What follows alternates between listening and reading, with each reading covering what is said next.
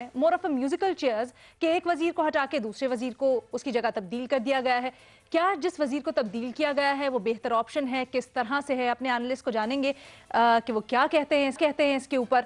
तो जनाब एक एक वजारत के ऊपर डिस्कशन के लिए आज हमें ज्वाइन कर रहे हैं महमूद सरफराज साहब, बेनज़ीर शाह साहबा, इरशाद भट्टी साहब, मज़हर अब्बास साहब। और पहली वजारत जिसको हमने डिस्कस करना है वो है सबसे अहम खजाना की वजारत, जिसके ऊपर अब से कुछ ही दिन पहले हमाद अजहर साहब को हफीज शेख साहब को हटा के लगाया गया था। अब शौकत तरीन साहब आ गए हैं।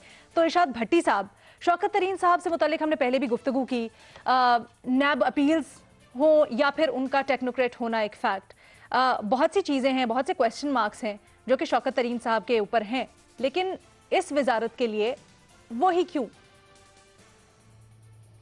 सबसे पहले तो इमरान खान साहब को मुबारक हो एक बार फिर तब्दीलियों की। दूसरी बात, अब इसहाक डार और मिफ्ता इस्माइल रह गए हैं इस पूरी लिस्ट में, बाकी मेरी नज़र में कोई नहीं बचा। उनकी उम्मीद भी 2.5 सालों में है, उनका टर्न भी आ जाएगा।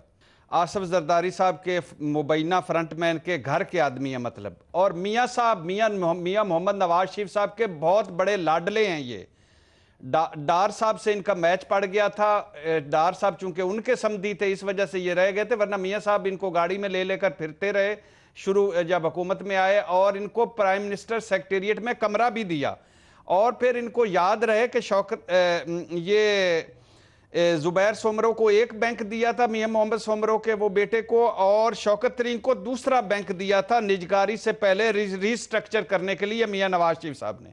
शौकत अजीज़ की तरह ये भी बैंकर हैं, पैसे लाना है इनका, और शौकत खानम के फंड अरेंज करने वालों में भी शामिल हैं, इसलिए इमरान खान साहब के करीब बड़े करीब हैं।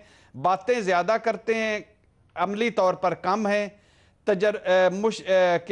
आप खुद पर भी इल्ज़ामात काफ़ी हैं, एक अपना छोटा सा बैंक नहीं चला सके, ये इनकी बेहतरीन कारकर्दगी की मिसाल है।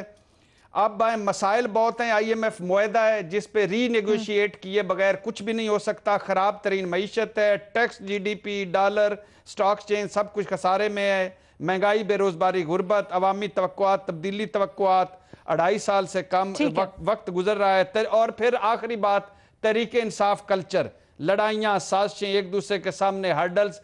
तो मुझे नहीं लगता, मुझे शब्बर जैदी हमारे जो गब्बर भाई थे वो, और कितने आए और चले गए, मैं इनके लिए दुआ कर सकता हूँ, अल्लाह करे इस मुल्क की और हमारी आवाम की मईशत बेहतर हो, लेकिन बड़ा मुश्किल रास्ता है। और ये तो फिर मियाँ साहब और आसिफ जरदारी साहब दोनों के चहेते हैं, और अब इमरान खान साहब के भी चहेते हैं। लेकिन भट्टी साहब फिर वजह क्या है ये नहीं आपने बताया, इनको प्रेफरेंस देने की वजह क्या है ये नहीं आपने बताया।